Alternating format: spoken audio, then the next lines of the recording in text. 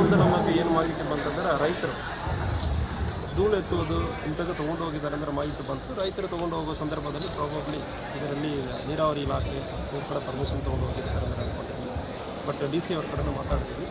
So permission ಇಲ್ಲದೆ ಯಾವುದು ತೊಗೊಂಡು ಹೋಗ್ತಾರೆ ಅಂದರೆ ಅದಕ್ಕೆ ಅವಕಾಶ ಇದೆ. ಸರ್, ಪೊಲೀಸ್ ಸ್ಟೇಷನ್ ಮುಂದೆ ಮಣ್ಣು ತುಂಬಲು ಆಗಿಬಿಟ್ಟು ಸಾಕಷ್ಟು ರೀತಿಯಲ್ಲಿ ಸಾರ್ವಜನಿಕರಿಗೆ ಚರ್ಚೆಗೆ ಕಾರಣ ಆಗ್ತದೆ ಸರ್.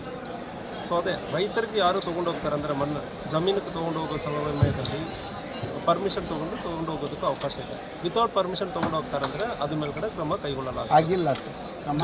ಬೇರೆ ಎಲ್ಲಿ ಇದಂದ್ರೆ ಒಂದು ವೇಳೆ ಆಗಿದಂದ್ರೆ ಅದನ್ನು ಕೂಡ ಸಂಬಂಧಪಟ್ಟ ಇಲಾಖೆಯವರು ಮತ್ತು ಮೈನ್ಸ್ ಆ್ಯಂಡ್ ಜಿಯಾಲಜಿ ಕಡೆ ಬರೆದು ಎಷ್ಟು ಯಾರು ತೊಗೊಂಡು ಹೋಗಿದ್ದಾರೆ ಅದ್ರ ಮೇಲ್ಗಡೆ ಮುಂದಿನ ವಿಚಾರಣೆಯನ್ನು ಆಗುತ್ತದೆ. ಅದಕ್ಕೆ ನಾವು ಬರೆದಿದ್ದೀವಿ. ಸರ್, CCTV ನಾವು ಪರಿಶೀಲನೆ ಮಾಡಬೇಕಂತೇಳಿ ಒಂದಿಷ್ಟು ಪೊಲೀಸ್ ಇಲಾಖೆಗೆ ಒತ್ತಾಯ ಇರ್ತದೆ. ಇದನ್ನು ಮಾಡ್ತಾರೆ ಅಂತ ಪೊಲೀಸ್ ಇಲಾಖೆಯು ಅದನ್ನೇ ಪಟ್ಟಣದಲ್ಲಿ ಸಾಕಷ್ಟು ರೀತಿಯಲ್ಲಿ CCTV ಇರ್ತದೆ ಸರ್. ಅವುಗಳ ಮನೆ ಹೋಗಿರೋ ಅಂತ ನೇರವಾಗಿಯೇ ಕೆಲವೊಂದಿಷ್ಟು ವಿಡಿಯೋಗಳು ಸಹ ಲಭ್ಯವಾಗಿದೆ ಸರ್. ಇಟ್ಟಿಗೆ ಬಟ್ಟಿಗೆ ಹೋಗಿರ್ತಾರೆ. ಇದ್ರ ಬಗ್ಗೆ ಹೇಳ್ತಾರೆ. ಸೊ ಇದ್ರ ಬಗ್ಗೆ ವಿಚಾರಣೆ ಆಗುತ್ತದೆ. ಎಲ್ಲಿಂದ ಈಗ ಉದಾಹರಣೆಗೆ ಮೊನ್ನೆ ನೀರಾವರಿ ಇಲಾಖೆಗೆ ಸಂಬಂಧಪಟ್ಟ ಜಾಗದಿಂದ ಹೋಗಿದ, ಇಲ್ಲ ಗೌರ್ಮೆಂಟ್ ಜಾಗ ರೆವಿನ್ಯೂ ಜಾಗದಿಂದ ಹೋಗಿದ, ಇಲ್ಲ ಫಾರೆಸ್ಟ್ ಇಲಾಖೆಯಿಂದ ಹೋಗಿದ, ಸಂಬಂಧಪಟ್ಟ ಇಲಾಖೆಯವರು ಮತ್ತು ಇದರಲ್ಲಿ ಸರ್ವೆ ಇದಕ್ಕೆ ಹಿಂದೆ ಹೋಗಿದಂದ್ರೂ ಅದನ್ನು ಸರ್ವೆ ಮಾಡಿ ಸಂಬಂಧಪಟ್ಟ ಇಲಾಖೆಯವರು ಕ್ರಮ ಕೈಗೊಳ್ಳಬೇಕಂದ್ರೆ ಲೆಟರ್ ನಾವು ಕೂಡ ಬರೀತೀವಿ. ಸರ್, ಈಗ ಮಣ್ಣು ದಂಧೆಕೋರು ಸರ್ ಅಕ್ರಮವಾಗಿ ದಂಧೆ ಮಾಡುವಾಗ ಪ್ರಶ್ನೆ ಮಾಡಿದವ್ರಿಗೆ ದಬ್ಬಾಳಿಕೆ ಮಾಡೋದು ಈ ರೀತಿ ಎಲ್ಲ ಕೃತ್ಯ ನಡೀತಾ ಇದೆ ಸರ್. ಈ ಕುರಿತಾಗಿ ದೂರುಗಳು ಸಂದಿದ್ದಾವೆ ಸರ್. ಯಾವ ರೀತಿ ಕ್ರಮ ಕೈಗೊಳ್ತಾರೆ? ಸೊ ಯಾರು ದಬ್ಬಾಳಿಕೆ ಮಾಡ್ತಾರೆ ಅಂದರೆ ಅವ್ರ ಮೇಲ್ಗಡೆ ತಕ್ಷಣ FIR ಮಾಡಿ ಕೊಡ್ತೀನಿ ನಾನು ಸರ್. ಅಗ್ನಿಗೆ ಬಂದಿದೆ ಸರ್. ಮುಂದಿನ ನಡೆ ಮತ್ತೇನಾದರೂ ಅಕ್ರಮ ಚಟುವಟಿಕೆ ಏನಾದರೂ ಕ್ರಮ? ಸೊ ನಮ್ಮ ಉದ್ದೇಶ ಒಂದು ಈಗ ಮಣ್ಣು ಬಗ್ಗೆ ಹೇಳಿದೆ.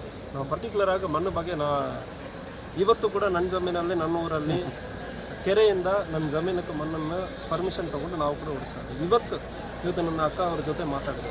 ಸೊ ನಮಗೆ ಜಮೀನಿದೆ. ಸೊ ಕೆರೆಯಿಂದ ಧೂಳು ಎತ್ತುವುದು ಇದು ಇಲ್ಲಿಲ್ಲ, ಇಡೀ ರಾಷ್ಟ್ರದಲ್ಲಿ ನಡೀತಾ ಇರೋದು.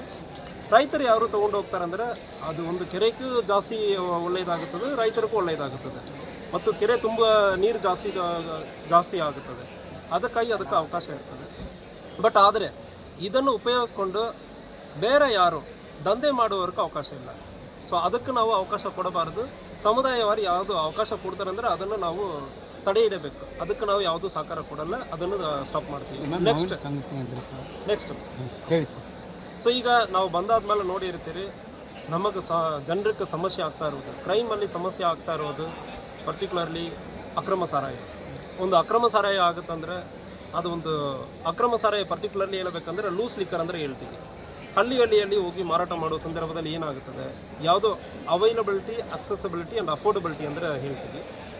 ಸರಿಯಾಗಿ ನಾವು ಹೇಳಬೇಕಂದ್ರೆ ಒಬ್ಬನು ಕುಡಿಯುವವನಕ್ಕೆ ಪಕ್ಕದಲ್ಲಿಯೇ ಇರ್ತದೆ ಮತ್ತು ತಕ್ಷಣ ಸಿಗ್ತದೆ. ಇಂಥಾಗ ಇರುವ ಸಂದರ್ಭದಲ್ಲಿ ಜಾಸ್ತಿ ಕುಡಿತಾನೆ. ಉದಾಹರಣೆಗೆ ಒಂದು ಹುಡುಗರು ಒಂದು 4 ಜನ ಸೇರಿ ಕುಡಿತಾರೆ.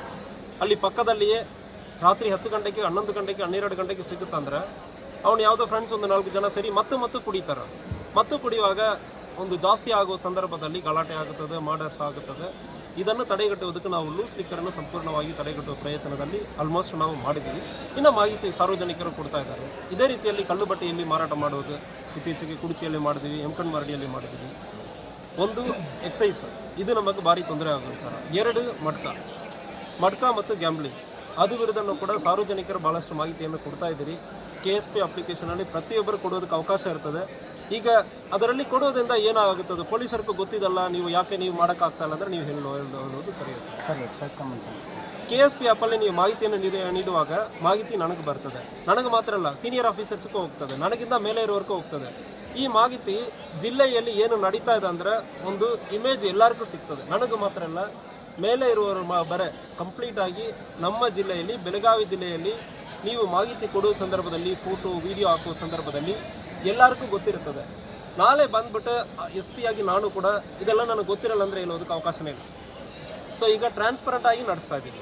ಸೊ ಅಂತ ನಮಗೆ ಮಾಹಿತಿ ಬರುವಾಗ ಸಂಬಂಧಪಟ್ಟ ಬೀಟ್ ಕಾನ್ಸ್ಟೇಬಲ್ ಇರಲಿ, ಸಬ್ ಇನ್ಸ್ಪೆಕ್ಟರ್ ಇರಲಿ, ಇನ್ಸ್ಪೆಕ್ಟರ್ ಇರಲಿ, ಇಂಥಾಗ ಮಾಹಿತಿ ಬಂದಾದ್ಮೇಲೆ ಯಾಕೆ ಕ್ರಮ ಕೈಗೊಳ್ಳೋಕ್ಕಾಗಲ್ಲ ಅಂದರೆ ನಾವು ಅವರ ಕಡೆ ಉತ್ತರ ಹೇಳ್ತೀವಿ. ನಾಳೆ ಹೆಚ್ಚು ಕಡಿಮೆ ಆಗೋ ಸಂದರ್ಭದಲ್ಲಿ ಅವರ ಮೇಲೆ ಕಾನೂನು ರೀತಿಯಲ್ಲಿ ಇಲಾಖೆ ವಿಚಾರಣೆಯಲ್ಲಿ ಕ್ರಮ ಕೈಗೊಳ್ಳೋದು, ಅದಕ್ಕೆ ಅವರು ಜವಾಬ್ದಾರಿ ಆಗ್ತಾರೆ. ಅವರು ಮಾತ್ರ ಅಲ್ಲ, ನಾನು ಕೂಡ ಜವಾಬ್ದಾರಿ ಆಗ್ತೀನಿ. ಸೊ ಇಂಥಾಗ ನೀವು ಮಾಹಿತಿ ಕಳಿಸೋ ಸಂದರ್ಭದಲ್ಲಿ ಜವಾಬ್ದಾರಿ ನಮಗೂ ಜಾಸ್ತಿ ಬರ್ತದೆ. ನಾಳೆ ಹೆಚ್ಚು ಕಡಿಮೆ ಆಗುತ್ತಂದ್ರೆ ನನ್ನ ಮೇಲೂ ಇದು ಕ್ರಮ ಕೈಗೊಳ್ಳುವುದಕ್ಕೆ ಅವಕಾಶ ಇರುತ್ತದೆ. ಸೊ ಯಾವುದೇ ಅಧಿಕಾರಿ ಇರಲಿ, ನಾನೇ ತಪ್ಪು ಮಾಡ್ತೀನಿ ಅಂದರೆ ಒಂದು ಕ್ರಮ ಕೈಗೊಳ್ಳುವುದಕ್ಕೆ ನೀವು ಕೊಡೋ ಮಾಹಿತಿಯಿಂದ ಒಂದು ಸಾಧ್ಯನೇ ಇರ್ತದೆ. ಸೊ ಅದಕ್ಕಾಗಿ ಟ್ರಾನ್ಸ್ಪರೆಂಟ್ ಆಗಿ ಇದು ನನ್ನ ವಿರುದ್ಧ ನಾನೇ ಮಾಡ್ಕೊಳ್ಳೋ ಥರ. ಬಟ್ ಆದರೆ ನಾವು ಅಡ್ಮಿನಿಸ್ಟ್ರೇಷನ್ ನಾವು ಕ್ಲೀನ್ ಇದ್ದೀವಿ, ನಾನು ಕ್ಲೀನ್ ಇದ್ದೀನಿ, ನಮ್ಮ ಇಲಾಖೆಯಲ್ಲಿ ಕ್ಲೀನ್ ಮಾಡಬೇಕು. ನಮ್ಮವರು ಇಲಾಖೆಯಲ್ಲಿ ಕೆಲಸ ಮಾಡ್ತಾ ಇದ್ದಾರೆ. ನಮ್ಮ ಪೊಲೀಸ್ ಆಫೀಸರ್ಸ್ ಇನ್ಸ್ಪೆಕ್ಟರಲ್ಲಿ ಭಾಳಷ್ಟು ಮಾಹಿತಿ ಬಂದಾದ್ಮೇಲೆ ತಕ್ಷಣ ಅಟೆಂಡ್ ಮಾಡಿದ್ದಾರೆ. ಸಂಪೂರ್ಣವಾಗಿ ಸಹಕಾರ ಇಲಾಖೆಯಲ್ಲಿ ಇದೆ. ನಮ್ಮ ಇಲಾಖೆ ಸಿಬ್ಬಂದಿಯಲ್ಲೂ ನಾವು ಇಂತಾಗ ಮಾಡಬೇಕಂದ್ರೆ ಇನ್ನೊಂದು ಸಂದರ್ಭದಲ್ಲಿ ನಮ್ಮ ಇಲಾಖೆಯಲ್ಲಿ ಪೊಲೀಸ್ ಇಲಾಖೆಗೆ ಭಾಳಷ್ಟು ಕಟ್ಟುನಿಟ್ಟಾಗಿ ಕ್ರಮವನ್ನು ಕೈಗೊಳ್ತಾರೆ. ಸರ್ ಈಗ ಅಕ್ರಮ ಆಯಿತು ಸರ್. ಸರ್ ಸತ್ಯ ಗ್ರಾಮದಲ್ಲಿ ಒಂದು ವಕೀಲ ಕುಟುಂಬದ ಹಲ್ಲೆ ಆರೋಪ ಕೇಳಿದ್ರು ಸರ್, ತನಿಖೆಯಲ್ಲಿ ಹಂತಕ್ಕೆ ಬಂತು. ಸೊ ಈಗ ಅದು ಇಲಾಖೆಯಲ್ಲಿ ಇಂಡಿಸಿಪ್ಲಿನ್, ಅದರಲ್ಲಿ ಬೇರೆ ಮಾತು ಏನೂ ಇಲ್ಲ. ಸೊ ಯಾವುದೇ ಒಂದು ಇನ್ನೊಂದು ಪೊಲೀಸರು ಯಾವುದೋ ಒಂದು ಸೂಚನೆ ಕೊಡಬೇಕಂದ್ರೆ ಯಾರು ಬೇಕಾದ್ರೆ ನಾನೇ ಇದ್ದೀನಂದ್ರೆ ಕೂಡ ನಾನೇ ಮಫ್ತಿಯಲ್ಲಿ ಇಲ್ಲ ಬೇರೆ ಕಡೆ ಈ ಜಿಲ್ಲೆ ಬಿಟ್ಟು ಬೇರೆ ಕಡೆ ಇರೋ ಸಂದರ್ಭದಲ್ಲಿ ನಾನೇ ಇದ್ದೀನಂದರೆ ನಾನು SP ಇದ್ದೀನಂದರೆ ಹೇಳೋದು ಸರಿ ಇರೋದು. ಒಂದು ಪೊಲೀಸ್ ಬಂದು ಯಾವುದೇ ಒಂದು ಗಲಾಟೆ ಇರೋ ಸಂದರ್ಭದಲ್ಲಿ ಇನ್ಸ್ಟ್ರಕ್ಷನ್ ಕೊಡುವಾಗ ಅಲ್ಲಿ ಗುಂಪು ಇರುವಾಗ ಎಲ್ಲರೂ ಹೋಗಿ ಅಂದರೆ ಇರುವಾಗ ಹೋಗಬೇಕಾಗುತ್ತದೆ.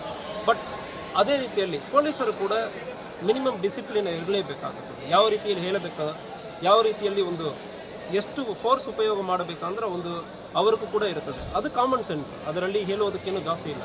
ಇಂತಾಗ ಯಾರೋ ಒಬ್ಬರ ಮೇಲ್ಗಡೆ ಸಾರ್ವಜನಿಕರು ಹಲ್ಲೆ ಮಾಡುವುದು ಅದು ನಾವು ಒಪ್ಪಂಗಿಲ್ಲ. ಈಗ ಅವ್ರ ಮೇಲ್ಗಡೆ ಕ್ರಮ ಕೈಗೊಂಡಿದ್ದೀವಿ, ರಿಪೋರ್ಟ್ ಬಂತು, ಅವರು ತಪ್ಪು ಮಾಡಿರೋದು ಅದು ಎಕ್ಸೆಸಿವ್ ಯೂಸ್ ಆಫ್ ಫೋರ್ಸ್. ಅಂತಾಗ ಮಾಡಬಾರ್ದಾಯಿತು. ಅದು ಯಾರೇ ಇರಲಿ, ಸಾರ್ವಜನಿಕರಿರಲಿ, ಲಾಯರ್ ಇರಲಿ, ನೀವು ಯಾವುದೇ ಇಲ್ಲದ ಕೂಲಿ ಕೆಲಸ ಮಾಡುವವರು ಕೂಡ ಇರಲಿ, ಪೊಲೀಸರು ಅಂತಾಗ ನಡ್ಕೊಳ್ಳೋದಕ್ಕೆ ಅವಕಾಶ ಇಲ್ಲ. ಈಗ ಅವ್ರ ಮೇಲ್ಗಡೆ ಕ್ರಮ ಕೈಗೊಳ್ತಾ ಇದ್ದೀವಿ. ಈ ಕ್ರಮ ಕೈಗೊಳ್ಳುವುದು ಅವರ ಕರಿಯರ್ ಮುಗಿಯೋದು ಬರೆ ಅದು ಈ ಕ್ರಮ ಬ್ಲಾಕ್ ಮಾರ್ಕ್ ಇದ್ದೇ ಇರುತ್ತೆ. ಸರ್ ಈಗ ಅಕ್ರಮ ಆಯಿತು ಸರ್.